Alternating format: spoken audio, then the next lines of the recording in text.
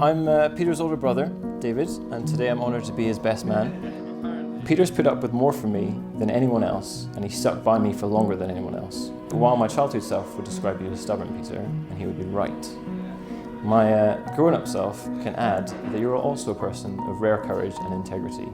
Behind your gruff and frankly confusing exterior, you're someone who cares so deeply about the things that are close to your heart. And I admire you and I look up to you for that.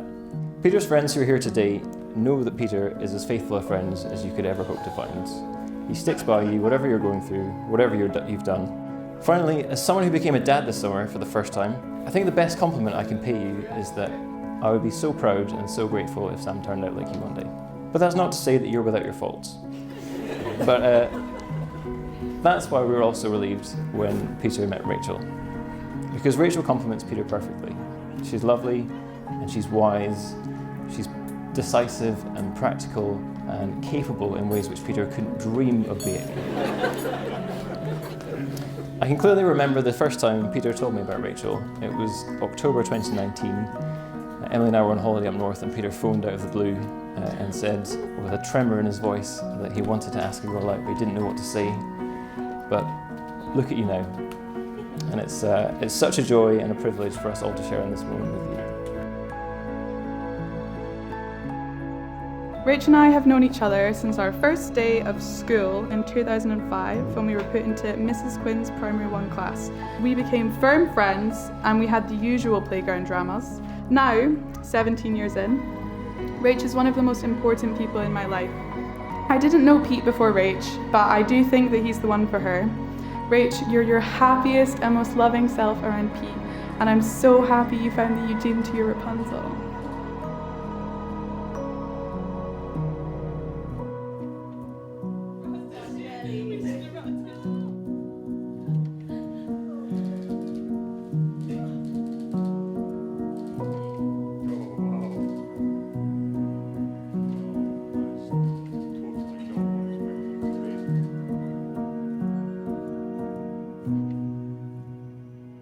So it's unlikely to surprise many of you that I've never been the type to go around looking for girls to talk to, but instead I've preferred to stay at home watching Disney movies and playing video games.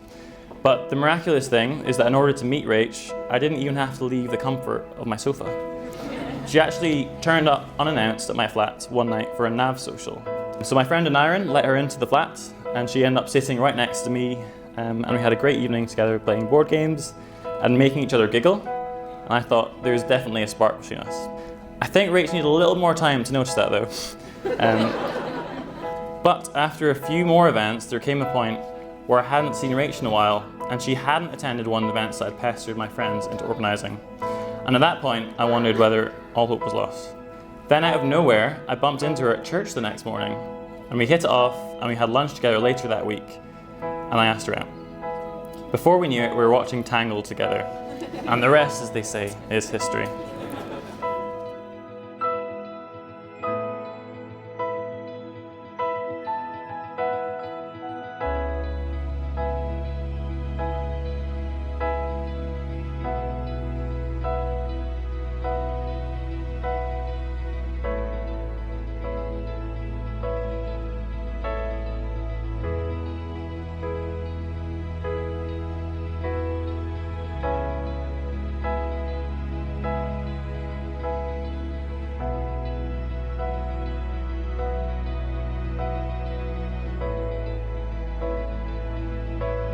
A very warm welcome to Dunbar Parish Church this afternoon, where we've come together before God to witness the marriage of Peter Nelson and Rachel Macmillan. And it's great to see so many family and friends come together to help celebrate this very special day. Peter, your vows to Rachel. I, Peter Pasquale Nelson, take you, Rachel Sarah Macmillan, to be my wife, to have and to hold from this day forward, for better, for worse, for richer, for poorer, in sickness and in health, to love and to cherish, according to God's holy law, till death us do part, or until Jesus returns. And this is my solemn vow. Rachel. I, Rachel Sarah Macmillan, take you, Peter Pasquale Nelson, to be my husband, to have and to hold from this day forward, for better, for worse, for richer, for poorer, in sickness and in health, to love and to cherish, according to God's holy law, till death us do part, or until Jesus returns. And this is my solemn vow.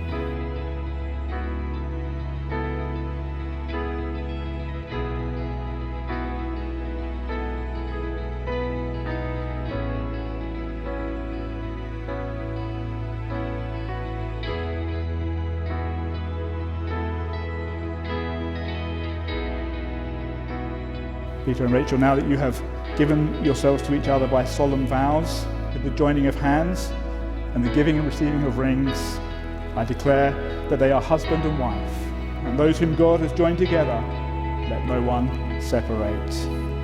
Congratulations, Mr. and Mrs. Nelson. You may now kiss each other as husband and wife for the first time.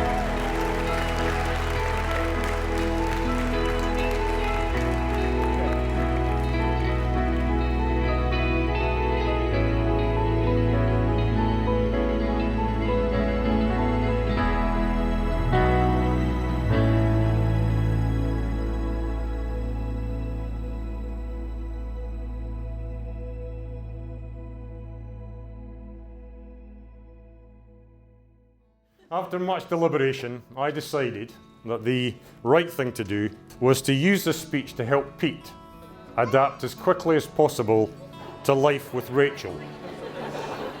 The bottom line is that Rachel is completely useless at managing her own energy levels. And if they are allowed to drop precipitously to empty, she takes on the human characteristics of a very grumpy, properly aggressive grizzly bear with the teeth, the claws, and indeed the fearsome roar to match. We have officially passed over responsibility for energy monitoring and management to you. Okay, you can always call us in an emergency because Elizabeth has a 24/7 hotline. But when you said I do, you really do now own the Nelson home for bear rearing, training and wrestling. If you invest a little time and effort and forethought into bear risk mitigation, you will be blessed by something truly wonderful. It is the full maximisation of the time that you get to spend with the version of Rachel that comes without the teeth, the claws and the fearsome roar. And that version is quite simply magical. Rachel is one of the two greatest things that have happened to Elizabeth and I. Our lives have been enriched by her presence and her personality. She is incredibly loving, caring, thoughtful, courageous, bouncy and fun to be around.